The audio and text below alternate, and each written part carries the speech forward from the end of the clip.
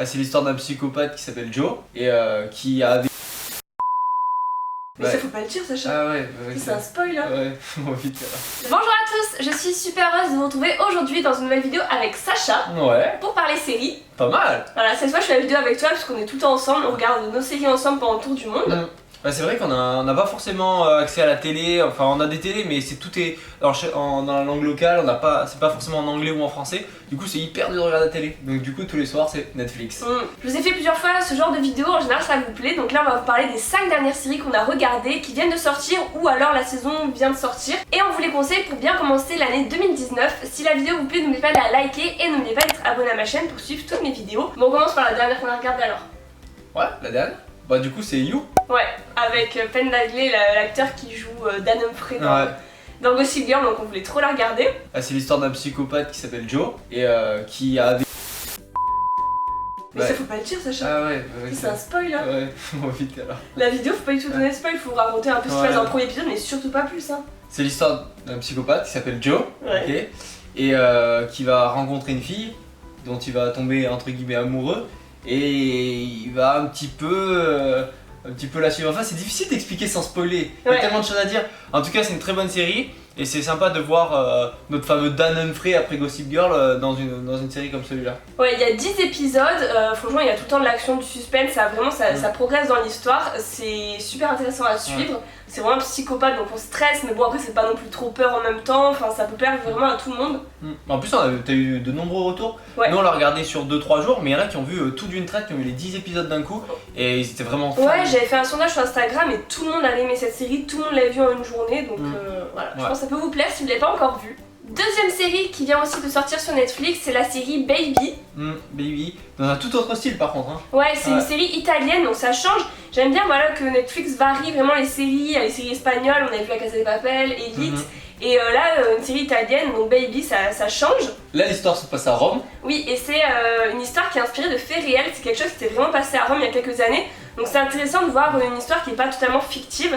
Et c'est deux lycéennes qui vont mal tourner, on va dire. C'est ça, on va pas donner trop de détails. Ouais, elles vont rencontrer quelqu'un qui est pas forcément bien pour elles.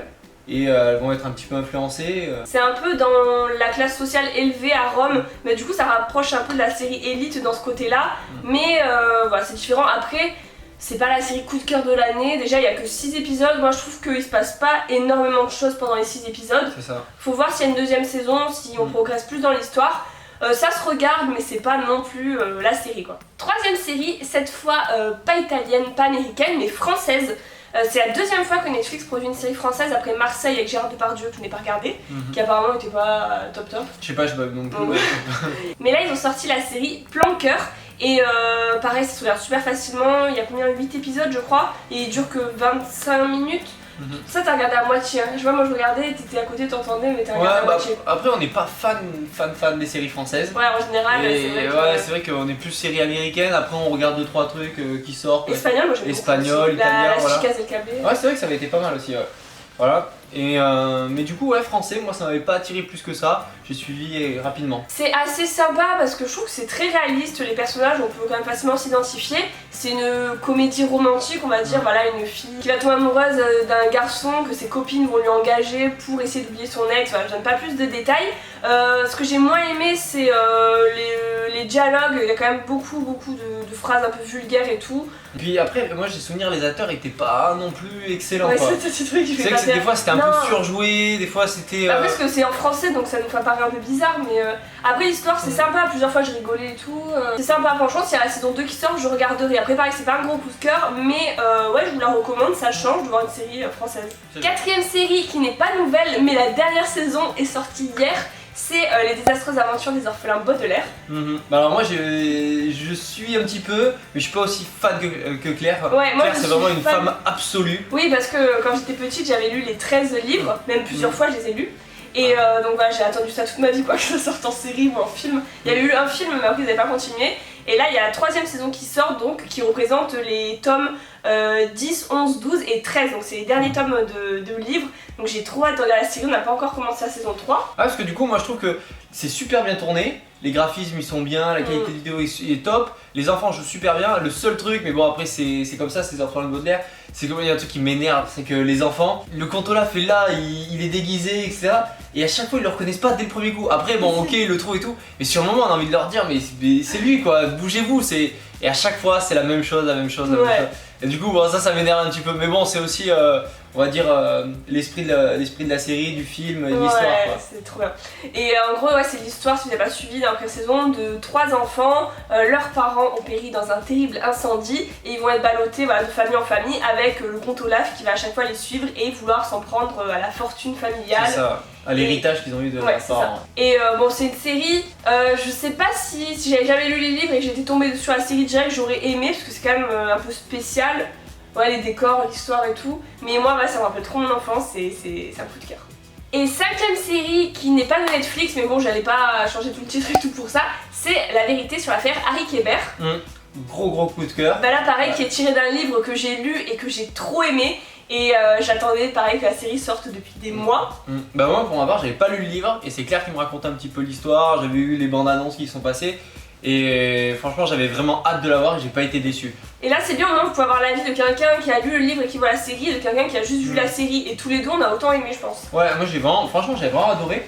Après moi je suis plutôt d'avis à, je sais pas, à lire le livre après avoir vu le film ou la série. Non, parce qu'à chaque fois après t'es déçu. Tu vois le livre était tellement bien, t'as eu tellement de détails et t'arrives sur le film ou la série et ils reprennent pas tout. Quoique là tu me disais qu'ils avaient repris énormément de choses. Moi je trouve que c'est la meilleure adaptation que j'ai vue de ma vie entre un livre et un film, une série. Parce qu'il y a quand même 10 épisodes donc ils ont vraiment très bien pu détailler le livre, reprendre tous les éléments et j'ai trouvé ça génial. L'histoire c'est une jeune fille, Nola, qui est de 15 ans qui est retrouvée morte. Il retrouve son corps en fait 30 ans après sa disparition. Et c'est Harry Kéber, un écrivain, qui est tout de suite accusé de sa mort parce qu'il retrouve le cadavre dans son jardin. Et son ami Marcus Goldman, écrivain également, va venir dans cette ville pour enquêter sur cette histoire, vouloir défendre son ami Harry Kéber. Et aussi écrire un livre parce qu'il a le syndrome de la page blanche, donc il vient ici aussi pour ça. Ouais, il est en recherche d'inspiration, etc. Parce que là, avec Claire, on sait jamais s'il faut lire le livre avant, après. Laissez-nous en commentaire si vous êtes plutôt team je lis le livre, je regarde la série ou le film, ou je suis plutôt moi c'est trop logique, je regarde la série ou le film et je lis. Non, je suis sûr que lire le livre après. Non mais moi à chaque fois je me dépêche, quand je vois qu'un film va sortir, j'essaie de lire le livre avant. Après ce qui est dur c'est que le livre il sort avant, donc t'as envie de connaître l'histoire quand elle est vraiment bien.